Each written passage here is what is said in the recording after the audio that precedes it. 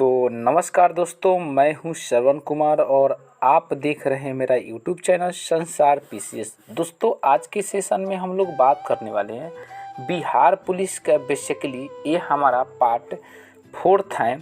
इसके पहले मैं पार्ट 3 अपलोड कर चुका हूं।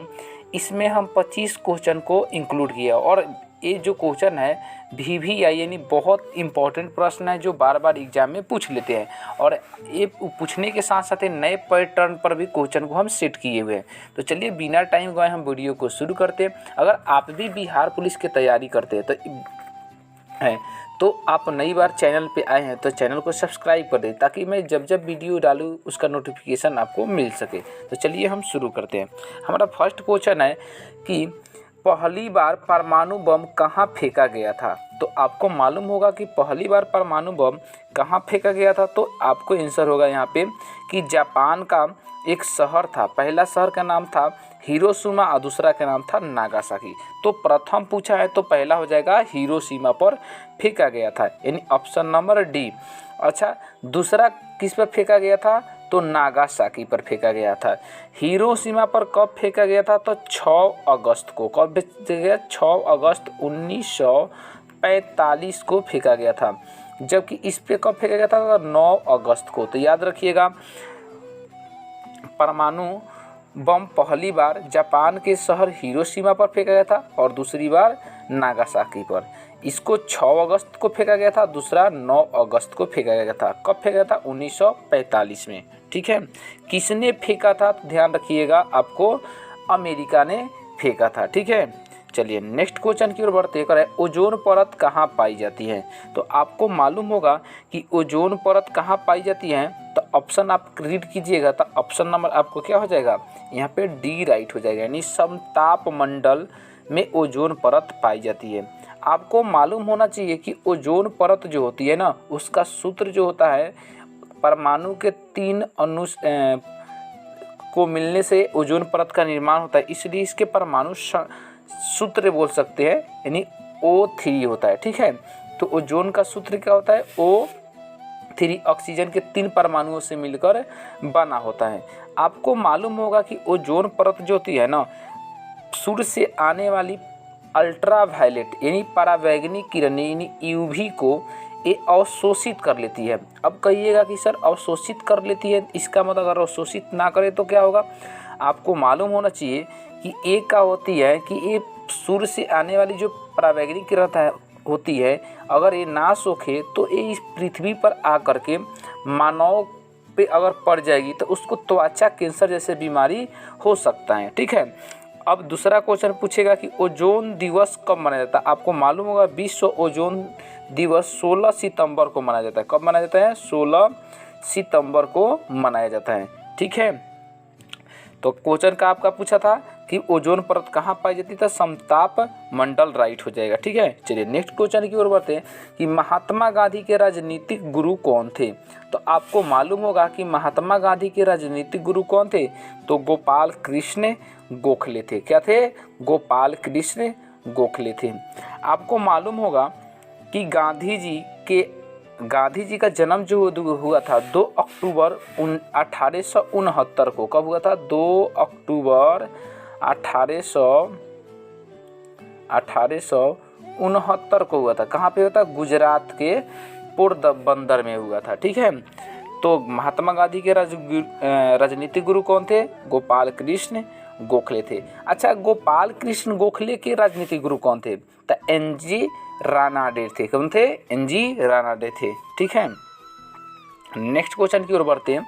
नेक्स्ट क्वेश्चन है कि भारत के केंद्रीय औषधि अनुसंधान संस्था कहाँ पे है। तो भारत के औषधि अनुसंधान संस्था कहाँ पे है तो ऑप्शन को रीड कीजिए तो ऑप्शन नंबर का हो जाएगा बी राइट हो जाएगा, यानी लखनऊ। कहाँ है? लखनऊ। आपको मालूम होगा कि उत्तर प्रदेश की राजधानी कहाँ पे है? लखनऊ। और लखनऊ को किस शहर के नाम से जाना जाता है? आप हमको कमेंट करके बताइएगा। नवाबों के शहर के नाम से जाना जाता है। ठीक है, आपको एक और मालूम होगा बेंगलुरु को विलिकन शैली यानी क्या कहता है? विलिकन शैली के नाम से भी जाना जाता है। ठीक है, अब आपसे क्वेश्चन पूछ लेगा कि केंद्रीय औषधि अनुसंधान संस्था का स्थापना कब हुआ था। तो आपको याद होगा 1891 में इसका स्थापना किया गया था। ठीक है, चलिए नेक्स्ट क्वेश्चन की ओर बढ़ते हैं। क्वेश्चन है कि मानव विकास सूचकांक किसने विकसित किया था? मानव विकास सूचकांक किसने विकसित किया था? तो आपको मालूम होगा, ऑप्शन को रीड कीजिएगा तो ऑप्शन नंबर क्या हो जाएगा आपका? सी राइट हो जाएगा, यानी अब महबूब उल हक। अच्छा, महबूब उल हक कहाँ के थे? तो महबूब उल हक जो थे ना, ये पाकिस्तान के अर्थशास्त्री थे और उनके साथ एक और भारतीय व्यक्ति था जिसका नाम था अमर्त्य सेन। इन्होंने मिल कर के मानव विकास सूचकांक यानी ह्यूमन डेवलपमेंट इंडेक्स पर काम किए, लेकिन सबसे अधिक योगदान जो था यानी महबूब उल हक का था। इसलिए मानव विकास सूचकांक विकसित कितने किया था? तो ऑप्शन आता है, आप तो मारिएगा महबूब उल हक, अगर ना रहेगा तब मारिएगा अमर्त्य सेन। ठीक है, चलिए नेक्स्ट क्वेश्चन की ओर बढ़ते हैं। नेक्स्ट क्वेश्चन है, इंसुलिन का आविष्कार किसने किया था? तो आपको मालूम होगा इंसुलिन का आविष्कार किसने किया था? ऑप्शन को रीड कीजिएगा तो ऑप्शन नंबर क्या हो जाएगा यहाँ पे? बी राइट हो जाएगा, यानी इनका नाम था बैटिंग एवं बेस्ट। नाम क्या था? बैटिंग एवं बेस्ट। अच्छा, मालूम हो आपको एक और बात होना चाहिए कि इंसुलिन के टीका के आविष्कार किया था बैटिंग एवं बेस्ट। तो बताइएगा इंसुलिन के कमी से कौन सा रोग हो जाता है? तो इंसुलिन के कमी से कौन सा रोग हो जाता है? मधुमेह रोग हो जाती है। ठीक है, और आपको मालूम होगा बैटिंग एवं बेस्ट ने इन्हीं के खोज के लिए 1902 ईस्वी में इसे नोबेल प्राइज भी दिया गया था। ठीक है, चलिए नेक्स्ट क्वेश्चन की ओर बढ़ते हैं। किस देश में विक्रम संवत आधारित कैलेंडर है? तो किस देश में विक्रम संवत आधारित कैलेंडर है? तो ऑप्शन को रीड कीजिएगा तो ऑप्शन नंबर क्या हो जाएगा यहाँ पे? डी राइट, नेपाल में। तो आप हमको ये बताइएगा कि भारत में कौन सा कैलेंडर चलता है? तो आपको मालूम होगा शक संवत चलता है। कौन सा चलता है? शक संवत, जबकि नेपाल में विक्रम संवत चलता है। तो आई होप ही को वीडियो आपको पसंद आ रहा होगा। अगर वीडियो पसंद आ रहा है तो प्लीज़ संसार पीसीएस को सब्सक्राइब करें ताकि आपको अपडेटेड और अच्छे क्वालिटी का क्वेश्चन मिल सके। नेक्स्ट क्वेश्चन है कि गांधी जी द्वारा सन 1933 तक संपादित समाचार पत्र का नाम क्या था? तो गांधी जी ने कौन सा पत्र 1933 में प्रकाशित किए थे? तो आपको मालूम होगा यंग इंडिया इन्होंने प्रकाशित किए थे 1933 में। ठीक है, नेक्स्ट क्वेश्चन है भारत सेवक समाज की स्थापना किसने? भी यही क्वेश्चन है, भारत सेवक समाज की स्थापना किसने किया था? तो ऑप्शन को रीड कीजिए तो ऑप्शन नंबर क्या हो जाएगा? बी राइट हो जाएगा, गोपाल कृष्ण गोखले। इन्होंने भारतीय सेवक समाज की स्थापना की थी। महात्मा गांधी के राजनीतिक गुरु कौन थे? तो गोपाल कृष्ण गोखले थे। सर्वेंट ऑफ इंडिया सोसाइटी की स्थापना 12 जून 1905 को ही गोपाल कृष्ण गोखले ने किया था। ठीक है, नेक्स्ट क्वेश्चन की ओर बढ़ते हैं। नेक्स्ट क्वेश्चन है आपका, पेट्रोलियम में मौजूद निम्नलिखित में कौन सा यौगिक आंतरिक दहन इंजन और रिफाइनिंग के कुछ हिस्से में जंग के कारण बन जाते हैं? तो कौन सा जो होता है पेट्रोलियम के कुछ इंजनों को रिफाइनिंग में जंग के कारण बन जाता है? तो आंसर हो जाएगा सल्फर। ठीक है, नेक्स्ट क्वेश्चन की ओर बढ़ते हैं। भारत के चुनाव आयोग यानी इलेक्ट्रिक कमीशन जो होता है देश में स्वतंत्र और निष्पक्ष चुनाव का प्रहरी है और भारतीय संविधान में इस संस्था से संबंधित संविधान संरक्षित हैं। तो किस में है? तो ऑप्शन को रीड कीजिएगा तो आपको मालूम होगा ऑप्शन नंबर क्या हो जाएगा? सी राइट हो जाएगा, यानी अनुच्छेद आर्टिकल 324 में। आपको मालूम होगा कि वोट देने का अधिकार, अगर आप भारत के नागरिक हैं और आपका उम्र 18 वर्ष हो चुका है तो आप वोट डालने के योग्य बन चुके हैं। ठीक है, तो नेक्स्ट क्वेश्चन की ओर बढ़ते हैं। नेक्स्ट क्वेश्चन है क्या? रजुक्की नाम है, रजुक्की संघ के जीवों से संबंध में निम्नलिखित में से कौन सा कथन सही है?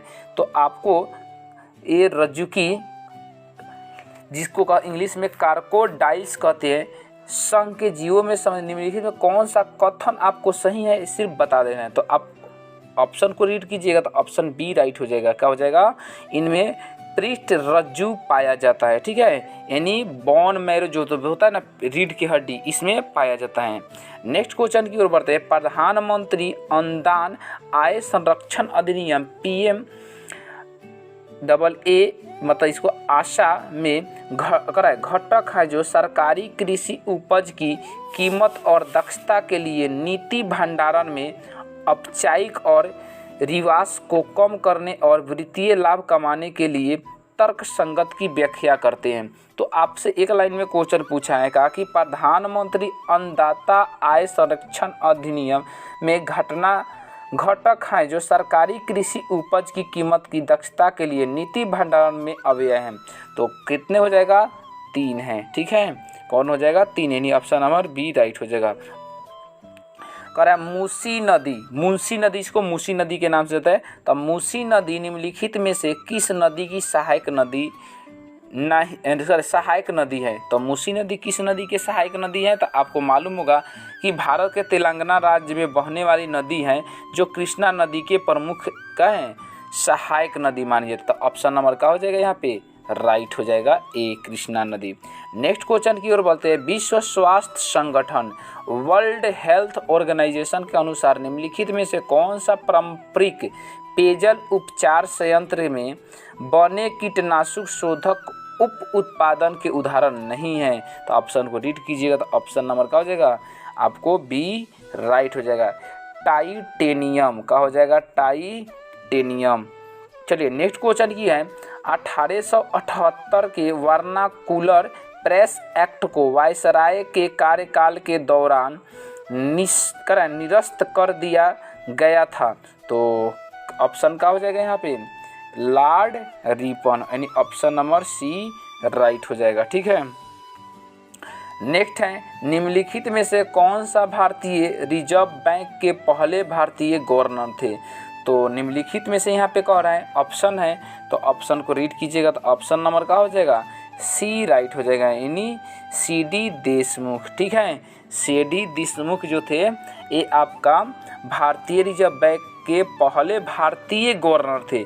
लेकिन अगर यहाँ से पूछ लेता कि सिर्फ रिजर्व बैंक के पहले गवर्नर कौन थे, तो सर ओब्सबर्न स्मिथ थे। ठीक है, चलिए RBI का बात आया तो आपको मालूम होगा कि RBI का स्थापना कब हुआ था? तो 1 अप्रैल 1935 को हुआ था। 1935 को हुआ था। लेकिन RBI का राष्ट्रीयकरण कब हुआ था? तो आपको मालूम होगा RBI का राष्ट्रीयकरण 1 जनवरी 1949 को हुआ था, देश की आज़ादी के 2 साल बाद। ठीक है, नेक्स्ट क्वेश्चन है। निम्नलिखित में से कौन 1946 में मद्रास निर्वाचन क्षेत्र से संविधान सभा का सदस्य बने थे? तो किसने बने थे? तो ऑप्शन को रीड कीजिएगा। तो अम्मू स्वामीनाथन। क्या था? अम्मू स्वामीनाथन ने 1946 में मद्रास निर्वाचन क्षेत्र से संविधान सभा के सदस्य बने थे। चलिए नेक्स्ट क्वेश्चन की ओर बढ़ते हैं। कह रहे शंकुक का एक भाग है। तो शंकुक का कौन भाग है? तो सौर घड़ी है। कौन सी है? सौर घड़ी। ठीक है, नेक्स्ट क्वेश्चन करें। अन्नपूर्णा चोटी हिमालय के किस क्षेत्र से संबंधित है? अन्नपूर्णा चोटी हिमालय के किस क्षेत्र से संबंधित है? तो ऑप्शन को रीड कीजिएगा। तो ऑप्शन नंबर क्या हो जाएगा? नेपाल में है अन्नपूर्णा। ऑप्शन डी राइट हो जाएगा। नेक्स्ट क्वेश्चन की ओर बढ़ते हैं। कह रहा है सप्तपादी का नाम है। सप्तपादी अनुष्ठान के पूरा होने पर विवाह के पूर्ण और बाध्यकारी मान्यता है। कह रहे साप्ताहिक अनुष्ठान के पूर्व होने पर विवाह को पूर्ण और बाध्यकारी मानता है। तो ऑप्शन कौन हो जाएगा यहाँ पे? ए, यानी हिंदू विवाह अधिनियम 1955 यानी 1955। ठीक है, बाध्यकारी मानता है। नेक्स्ट है कि निम्न में से किस अनुच्छेद में पाकिस्तान से भारत आए लोगों के लिए नागरिकता के अधिकार का उल्लेख है? तो प्रवासियों के लिए किसमें उल्लेख है? तो ऑप्शन को रीड कीजिएगा। तो ऑप्शन नंबर क्या हो जाएगा? सी राइट हो जाएगा, यानी अनुच्छेद 6। आपको थोड़ा सा मालूम होगा कि भारत और पाकिस्तान के बीच कौन सी रेखा है? तो आपको मालूम होगा रेड क्लिफ रेखा। कौन सी रेखा है? रेड क्लिफ रेखा। लेकिन क्वेश्चन पूछ लेगा कि भारत और चीन के बीच कौन सी रेखा है? तो मैक-मोहन रेखा। ठीक है, तो भारत और पाकिस्तान के बीच रेड क्लिफ रेखा और भारत और चीन के बीच मैक-मोहन रेखा। नेक्स्ट क्वेश्चन की ओर बढ़ते हैं। कह रहे हैं इलाबारी वंश दिल्ली सल्तनत का प्रथम शासक कौन था? तो आपको मालूम होगा कुतुबुद्दीन ऐबक। कौन था? कुतुबुद्दीन ऐबक। चलिए नेक्स्ट क्वेश्चन की ओर बढ़ते हैं। कह रहे इरावतनेश्वर मंदिर भारत के किस राज्य में स्थित है? तो इरावतनेश्वर मंदिर भारत के किस राज्य में स्थित है? तो आपको मालूम होगा तमिलनाडु राज्य में स्थित है। कह रहे हैं सितारा एवं तबला यानी सितार एवं तबला का आविष्कारक किसे माना जाता है? तो सितार एवं तबला का आविष्कारक किसे माना जाता है? तो अमीर खुसरो को माना जाता है। ठीक है, नेक्स्ट क्वेश्चन की ओर बढ़ते हैं। नेक्स्ट क्वेश्चन आपका है, चलिए तो एक क्वेश्चन आपका इतना ही 25 क्वेश्चन समाप्त हुआ।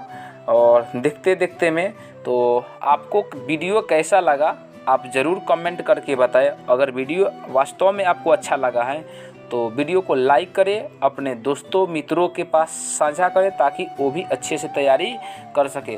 दोस्तों मैं आपको टॉपिक वाइज भी पढ़ा रहा हूँ, चैप्टर वाइज भी पढ़ाया हूँ। और एक मैं बिहार स्पेशल के लिए मैं लेकर के आया हूँ बुक, जो आपको 6 एडिशन है। 6 एडिशन का मैं आपको शायद अगले वीडियो में थंबनेल भी दिखाया था, उसको भी मैं लेकर के आ रहा हूँ बहुत जल्द। तो आप अगर चैनल पर नई बार विजिट किए तो चैनल को संसार पीसीएस को सब्सक्राइब करें और वीडियो को लाइक करें। तब तक ले मैं मिलूँगा नेक्स्ट वीडियो में। जय हिंद।